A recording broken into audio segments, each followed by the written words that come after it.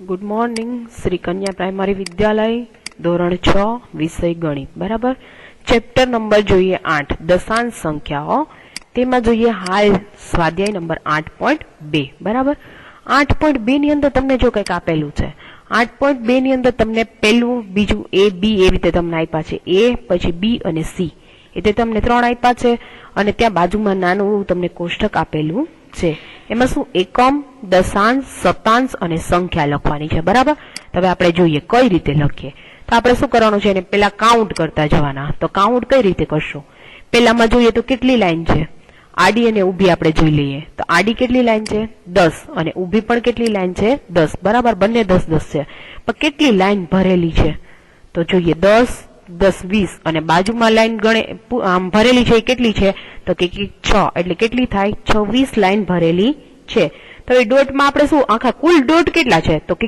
100 ખાના છે બરાબર 100 ખાનામાંથી 26 ખાના છે એ ભરેલા છે તો મારે લખવું હોય તો આ રીતે લખી શકાય 26 ના છેદમાં 100 તો આને મારે દર્શાવવું હોય તો 0.26 તરીકે દર્શાવી શકું 0.26 બરાબર તો આને આપણે લખવાનું છે એકમ દશાંશ શતાંશ અને સંખ્યા તો આને એકમનો અંક આપણે કેટલો દર્શાવી શકીએ તો કે 0 દશાંશ બરાબર દશાંશ એટલે દશાંશ કેટલા છે આપણે દર્શાવી શકીએ જો આને એકમ કહેવાય આને દશાંશ કહેવાય બરાબર દશાંશ કેટલા છે તો 2 એટલે આપણે લખીએ દશાંશ 2 હવે કે છે શતાંશ શતાંશ કેટલા છે તો કે આ જો 6 છે એને શતાંશ કહેવાય બરાબર હવે જોઈએ સંખ્યા સંખ્યા કેટલી છે એ લખીએ આપણે આખી સંખ્યા કેટલી થાય છે તો કે 0.26 એની સંખ્યા થાય છે જો અહીંયા આપણે લેખા છે એ બરાબર હવે એ જ રીતે બી જોઈએ બી માં કેટલી આડી લાઈન 10 છે ઊભી લાઈન પણ 10 છે એટલે કુલ કેટલા 100 ખાના આખા કમ્પ્લીટ છે બાજુમાં પણ એવું છે ઊભી લાઈન 10 છે આડી લાઈન પણ 10 10 ની છે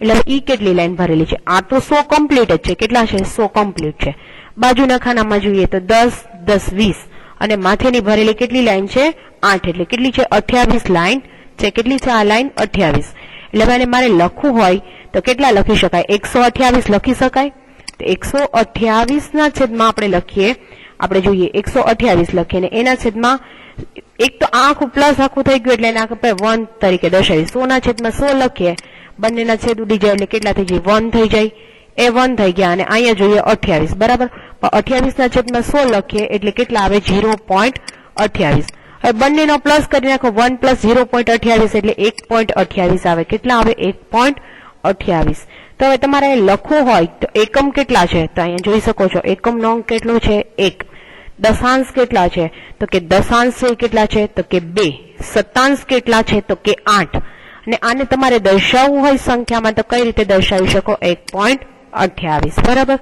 હવે એ જ રીતે સી છે સી માં આખું કોષ્ટક ભરેલું છે 100 એ 100 છે એટલે આપણે 100 ના છેદમાં 100 લખી શકીએ બરાબર કેમ કે 100 ખાના છે 100 એ 100 ડોટ ભરેલા છે તો આને મારે દર્શાવવું હોય તો 1 તરીકે દર્શાવી શકાય પણ બાજુનું કોષ્ટક છે એમાં 100 ખાના છે એમાં કેટલા ખાના ભરેલા છે એવું આપણે જોઈએ તો કેટલા ખાના ભરેલા છે તો કે 38 ખાના ભરેલા છે તો 38 ના છેદમાં તમે 100 લખી શકો તો 0.38 લખી શકાય કેટલા લખી શકાય 0.38 તો તમારે દર્શાવવું હોય તો 1.38 તરીકે દર્શાવી શકો કેમ કે આ બંનેનો પ્લસ કરો 1 નો અને 0.38 નો બંનેનો પ્લસ કરો એટલે તમે દર્શાવી શકો 1.38 તો હવે એકમનો અંક કેટલો છે તો કે 1 દશાંશ તો કે 3 શતાંશ તો કે 8 અને સંખ્યામાં દર્શાવવું હોય તો 1.38 તરીકે દર્શાવી શકાય બરાબર છે હવે ત્યાર પછી આપણે જોઈએ દાખલા નંબર બીજો દાખલા નંબર બીજામાં શું કે નીચે આપેલી સ્થાન કિંમત કોષ્ટકના આધારે દશાંશ સ્વરૂપે સંખ્યામાં લખો હવે દશાંશ સ્વરૂપે સંખ્યામાં તમને લખવાની કે છે કે કઈ કઈ સંખ્યા છે કઈ રીતે દર્શાવી શકાય છે તો આપણે એનો વ્યવસ્થિત આખા સ્ટેપ બધા જોતા જઈએ પેલું શું કે છે 100 દશક એકમ દશાંશ શતાંશ અને સહસ્ત્રાંશ બરાબર સહસ્ત્રાંશ એટલે શું કે 1 ના છેદમાં તમારે 1000 લેવા પડે તો એને સહસ્ત્રાંશ કહેવાય બરાબર તો આપણે એને જોતા જઈએ કે કઈ રીતે એને દર્શાવીએ છીએ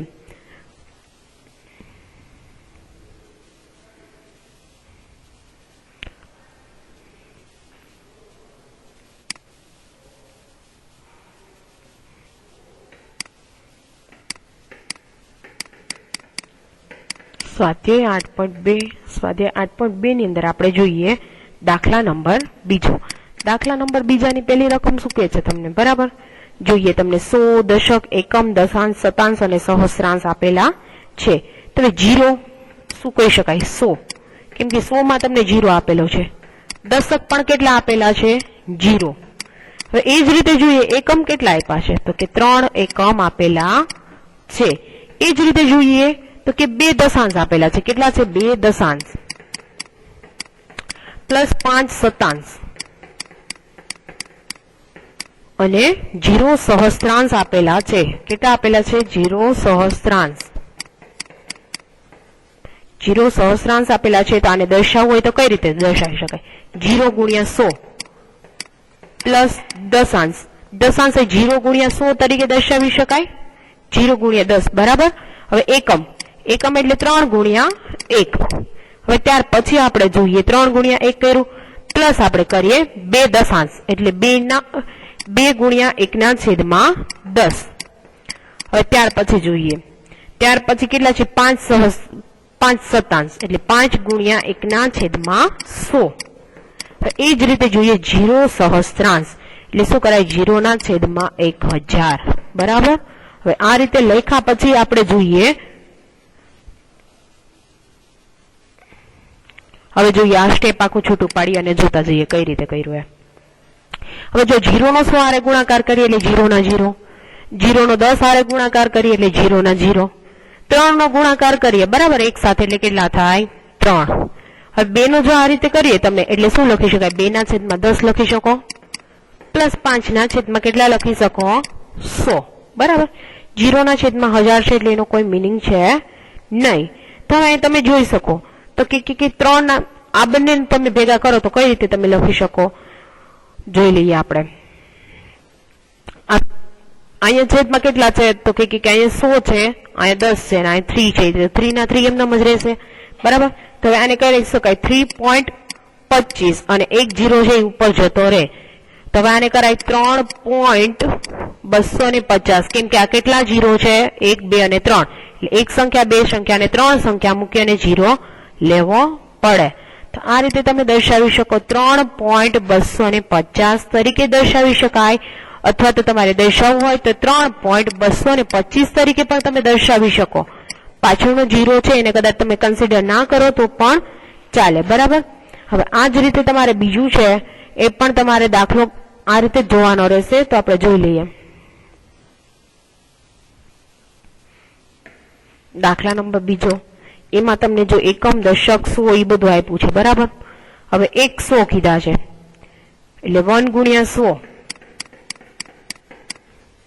પ્લસ 0 ગુણ્યા 10 બરાબર. હવે જોતા જાઓ એકમ કેટલા આપ્યા છે? 2 એટલે 2 ગુણ્યા 1 પ્લસ શતાંશ કેટલા આપ્યા છે? 6 ગુણ્યા 1 ની 10 ઘાત ગુણ્યા સહસ્ત્રાંશ કેટલા આપ્યા છે? 3 ગુણ્યા 1 ના છેદમાં 100 પ્લસ અહીંયા હવે કેટલા તમને છેલ્લા આપેલા છે? સહસ્ત્રાંશ તો કે 0 ગુણ્યા 1 ના છેદમાં 1000. તો આને તમારે દર્શાવવા હોય તો કઈ રીતે દર્શાવી શકો? 1 ને 100 હારે ગુણાકાર કરો એટલે કેટલા થાય? 100. અહીંયા 0 નો 10 હારે એટલે 0, 2 કા 2, અહીંયા લખો 6 ના છેદમાં 10, અહીંયા લખો 3 ના છેદમાં 100 ને 0 નો ગુણાકાર કરીએ એટલે કોઈ એનો મતલબ છે નહીં. ત્યાર પછીનો અહીંયા જોઈએ 100 ના 100 શું કરીએ? 100 પ્લસ 2 લઈ લઈએ બરાબર. 100 પ્લસ 2 એટલે 102. કેટલા થયા? 102. હવે જોઈ લઈએ 6 ના છેદમાં 10 પ્લસ જોઈ લઈએ 3 ના છેદમાં 100. કેટલા છે? 3 ના છેદમાં 100. તો હવે જોઈ લઈએ કેટલા છે સંખ્યા? 1 2 અને 3. તો હવે એક સેકન્ડ હવે આપણે જોઈએ 102 ના 102 રાખીએ બરાબર. હવે 1 2 અને 3 એટલે પાછળની 3 સંખ્યા લેવાની થાય તો 63 લીધા પછી ત્રીજી સંખ્યા કઈ મૂકીએ એટલે કે 0 બરાબર. પણ 1 2 અને 3 સંખ્યા પછી લઈએ પોઈન્ટ એટલે 102.630 તરીકે દર્શાવી શકાય. જો અહીંયા તમે આ રીતે પણ દર્શાવી શકો ને ઉપરનો 0 છે એ 0 વાળું પણ પદ તમે દર્શાવવું હોય તો દર્શાવી શકો બરાબર. એટલે આ રીતે આપણે 102.630 તરીકે દર્શાવી શકીએ. એ જ રીતે આપણે જોઈ લઈએ એમાં એમાં સી.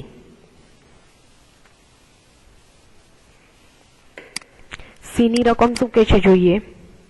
100 કેટલા આપ્યા છે? 0 પ્લસ દશક કેટલા આપેલા છે? 3 ગુણ્યા 10. દશક કેટલા આપ્યા છે? એકમ કેટલા આપ્યા છે? 0 ગુણ્યા 1 એ એકમ આપેલો છે. હવે જોઈએ દશાંશ. દશાંશ કેટલા આપ્યા છે? 0 એટલે 0 ગુણ્યા 1/10 બરાબર. એ દશાંશ છે. શતાંશ છે. શતાંશ છે કેટલા છે? 2 ગુણ્યા 1/100 પ્લસ હવે તમને સહસ્ત્રાંશ કેટલા આપેલા છે એ જુઓ. 5 ગુણ્યા 1/1000 બરાબર. એટલા તમને સહસ્ત્રાંશ આપેલા છે. તો હવે ત્યાર પછીનું આપણે જોઈએ. 0 હારે ગુણાકાર કરો એટલે 0. 10 નો 3 હારે કરો એટલે કેટલા થશે? 30. 0 હારે કરો ગુણાકાર એટલે 0 ના 0 માં પણ એવું મિનિંગલેસ જ થશે, કેમ કે 0 હારે એનું કરશો એટલે કોઈ એનો 10 સાથેનો કોઈ 0 ના છેદમાં 10 લખો એટલે એનો પણ કઈ મિનિંગ છે નહીં. હવે અહીંયા જોઈએ 2/100 પ્લસ અહીંયા જુઓ 5/1000 કેટલા? 5/1000. તો આપણે ત્યાર પછી જોઈએ.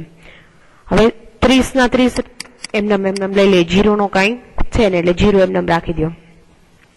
પ્લસ 0/10 2/100 પ્લસ 5/1000 બરાબર. 5/1000. હવે આ રીતે લખ્યું. તો આને લખવું હોય તો ઉપરની સંખ્યાને તમે બધાને પ્લસ કરો એટલે 30.0225 આ રીતે તમે દર્શાવી શકો. 0.225 તરીકે દર્શાવી શકાય બરાબર. આ રીતે તમે જે આ 3 દાખલા કરેલા છે એ જ રીતે તેના પછીના બીજા 2 દાખલા છે ડી અને ઈ. ડી અને ઈ છે એ દાખલા તમારે જાતે કરવાના રહેશે બરાબર. ડી અને ઈ છે એ તમારે જાતે દાખલા કરી અને આગળ વધવાનું રહેશે આ જ રીતે. હવે આપણે ત્યાર પછીનું જોઈ લઈએ દાખલા નંબર 3. દાખલા નંબર 3 માં શું કે નીચેની દશાંશ સંખ્યાની સ્થાન કિંમત કોષ્ટક બનાવીને લખો. હવે કોષ્ટક બનાવીને લખવાનું છે એટલે પેલી સંખ્યા શું આપી છે તમને? 0.29. બોલતી જાઉં છું, સાથે ખાસ કરીને નોટ કરજો અને જોતા રહેજો. એટલે 0 ગુણ્યા 1 બરાબર.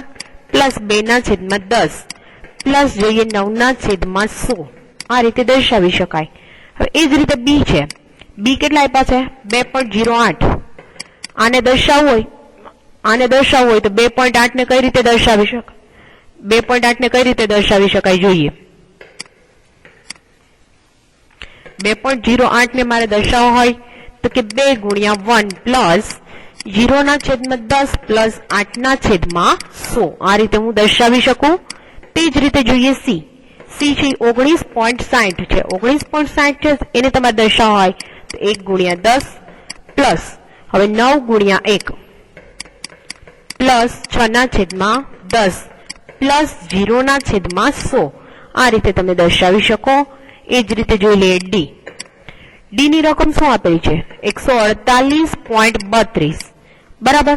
આ રીતે છે તો કે 1 ગુણ્યા 100 પ્લસ 4 ગુણ્યા 10 પ્લસ 8 ગુણ્યા 1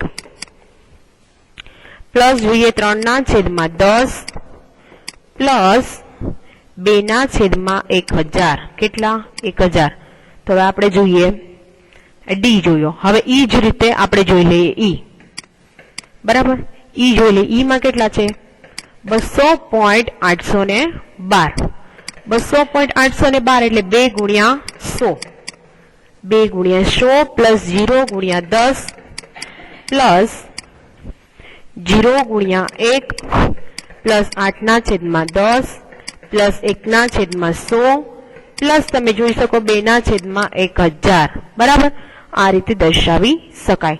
પણ તમને શું કે છે? કોષ્ટક બનાવવાનું કે છે. તો આપણે એનું કોષ્ટક બનાવીને જોઈ લઈએ. કોષ્ટકમાં કઈ રીતે લખશો? એક વખત કોષ્ટક આખું ક્લિયર કરાવી દઉં છું, ખાસ કરીને ધ્યાન આપજો બરાબર. કોષ્ટકમાં આપણે જોઈ લઈએ.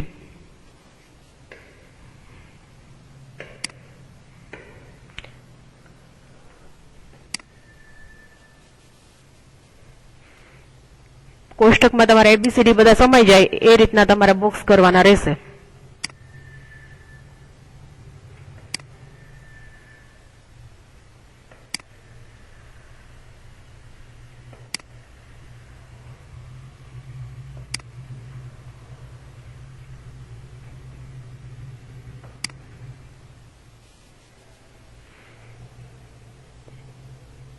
બરાબર. પેલું તમે ખાનું લેશો એ કેટલાનું લેશો? 100 દશક, પછી લેશો એકમ, પછી લેવાનું છે દશાંશ, દશાંશનું લીધા પછી શતાંશ અને સહસ્ત્રાંશ. એ રીતે તમારે કોષ્ટક આખું આ રીતનું રેડી કરવાનું રહેશે. આ રીતનું આખું કોષ્ટક રેડી કર્યા પછી આની અંદર તમારે બધું લખવાનું રહેશે. તમે કઈ રીતે લખો છો એ જોઈ લઈએ. A B C D અને E આપણે જોઈ લઈએ.